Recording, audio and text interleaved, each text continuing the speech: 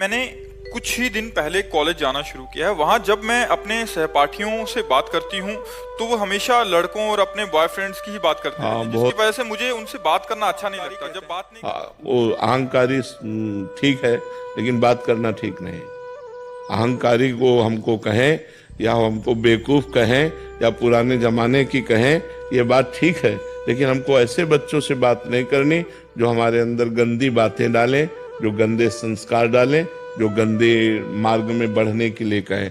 मित्र वही होता है जो अच्छे मार्ग में बढ़ावे, कुपंथ का त्याग कराकर सुपंथ में चलावे, उसे मित्र कहते हैं। बिल्कुल आप अपने को सुरक्षित रखिए।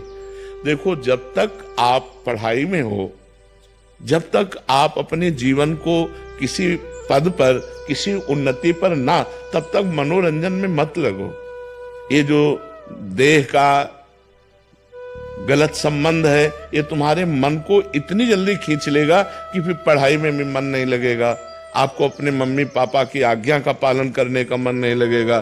धीरे धीरे आप व्यसन में उतर जाएंगी, धीरे धीरे आप गंदे आचरणों में उतर जाएंगी। तो जो आप हमारे देश में आकर के कोई उन्नति करने वाली थी, वो आपसे देश में आजकल माताओं बहनों का बहुत बड़ा स्थान है। राष्ट्रपति भी हमारे देश की देवी ही है। तो ऐसा नहीं कि बच्चियां, देखो बच्चियां जाकर बॉर्डर में राइफल गन लिए हुए गोली खाने के लिए तैयार है। कभी भी कहीं से भी गोली आ सकती है, लेकिन हमारी बच्चियों में कोई कमी, वो पूरे। पर अगर हम स्कूल पीरियड में ही अपने मन को विभाजित कर देंगे व्यसन में, व्यभिचार में, ये गंदी बातों में, तो हम आगे उन्नति कैसे प्राप्त कर पाएंगे? अभी हम बच्चे हैं। जब आप बॉयफ्रेंड बनाओगे, जब आप गलत विचारों में फंसोगे, तो एक दूसरे के विचारों का आकर्षण होगा और वो तुम्हारे चिंतन पर दबाव डालेगा।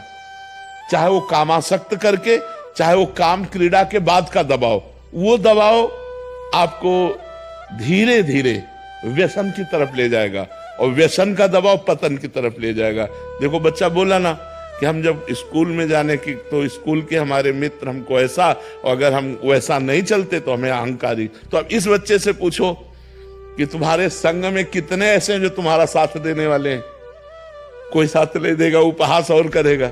हमारे परिवार हो, हम आपको सुधारने के लिए प्रेरणा करते हैं कि आप ऐसे आचरणों से यदि युक्त रहेंगे तो आध्यात्मिक और आधुनिक दोनों उन्नतियां आपके पतन की तरफ चली जाएंगी। अगर आप संयम से रहेंगे तो आप आधुनिक और आध्यात्मिक दोनों उन्नति को प्राप्त हो सकते हैं। तो आप बच्चा अपनी स्थिति में रहिएगा, किसी के चक्कर में मत पड़िएगा। कोई अहंकारी कहे या कोई पुराने जमाने की कहे या कोई बेवकूफ कहे, हमको इन बातों से लेना देना नहीं। हमें धर्म से चलना है, पवित्र होकर चलना है।